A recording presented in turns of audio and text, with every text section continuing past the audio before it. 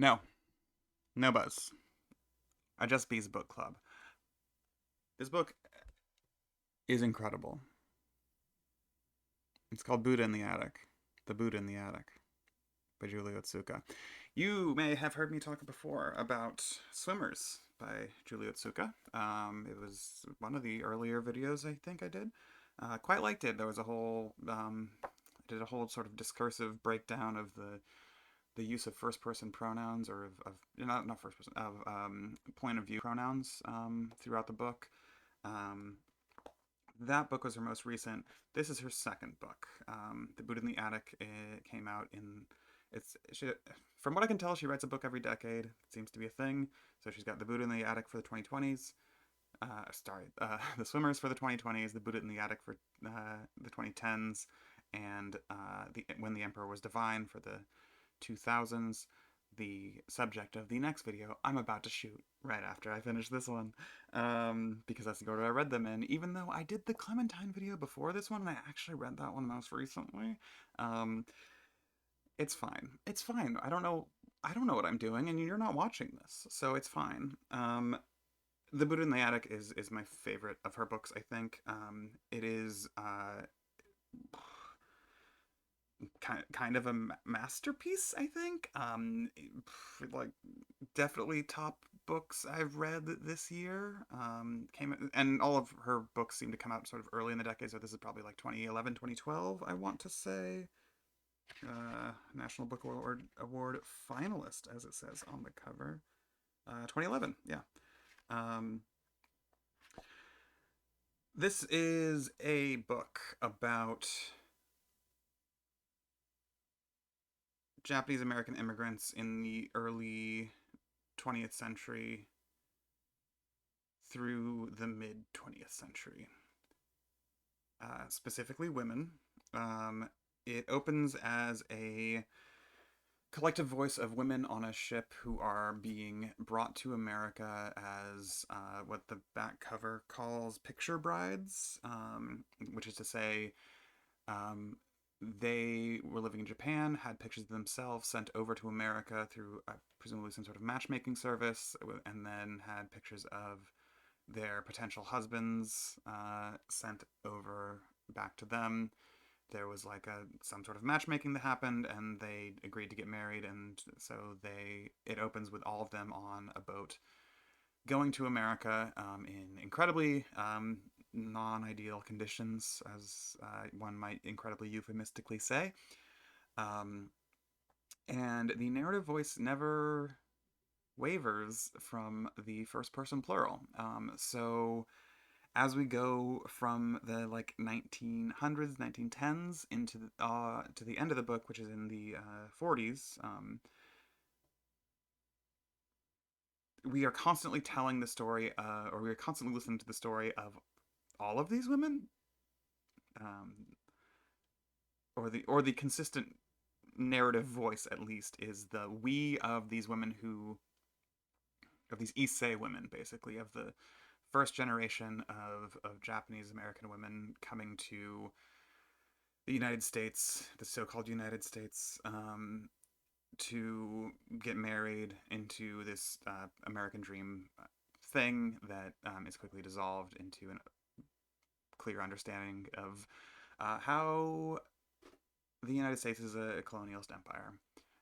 That you know, I don't need to get deep into it because I want to just talk about how um, one, if you don't know the history of Japanese exclusion and the broader East Asian exclusion of the exclusion of East Asian people in the late 19th and early 20th century, leading up to the Japanese Internment Act, you should um, you should look more into that.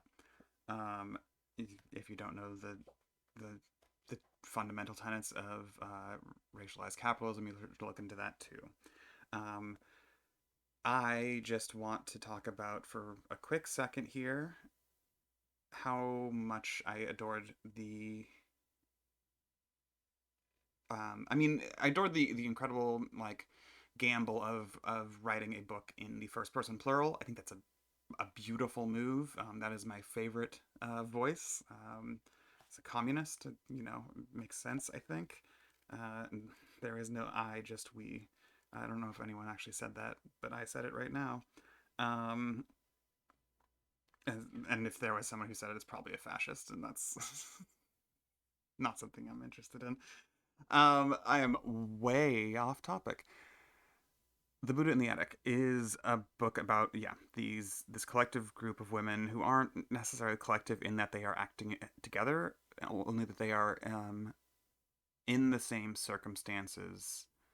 They are brought together in under a similar circumstance and disseminate out over the course of 40 years or so. Um, it it has been long enough since I read this that I don't have any particular page to pull.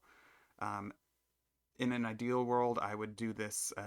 I would do this a 45-minute like I did for Joyce, and just go through and read a handful of passages and really dig deep into each of them. I don't have those ready because I don't take notes when I read, and I don't have a good memory. Um, Suffice to say, it is one of the best books I've read in a really long time, and I'm including Portrait of the Artist as a Young Man there. Like it is up there with that. It is hard sometimes. There was a moment I had to put it down because uh,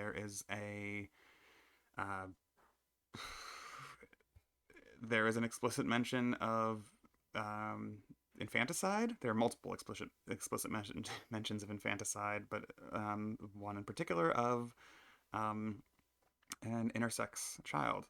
Um, that I had to stop reading for a little while, like a couple days, um, and uh, I don't think it's done luridly. I don't think it's done in any way to suggest the um, lesser existence of intersex folks, but it was hard to read.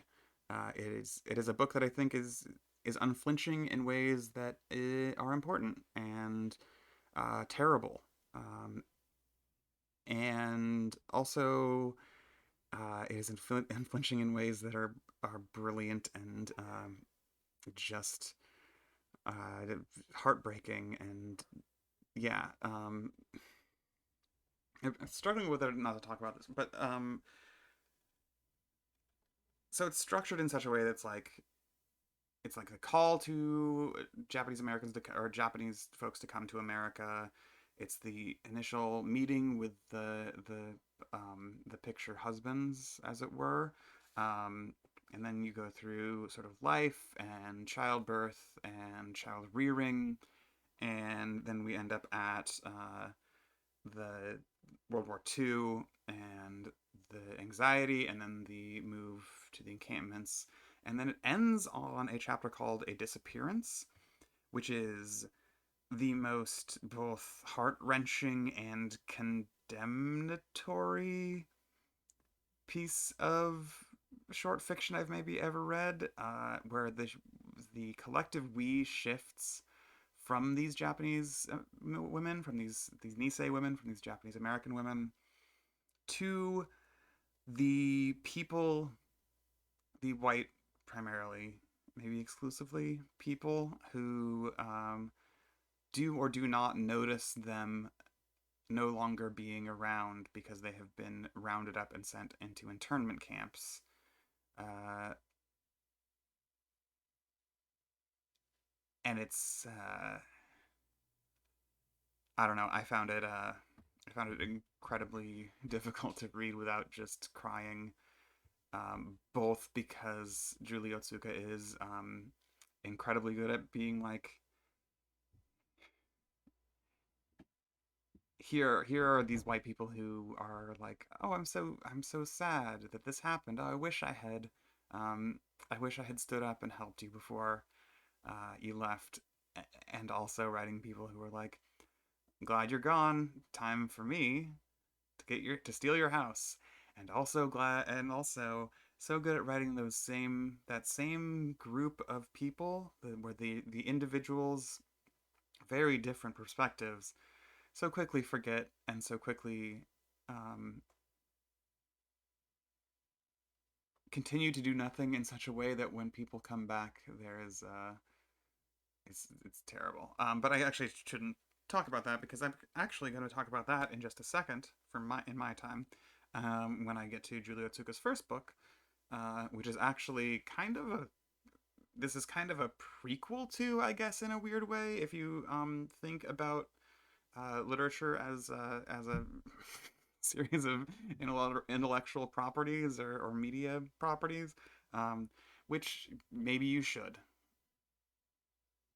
Thanks for not watching.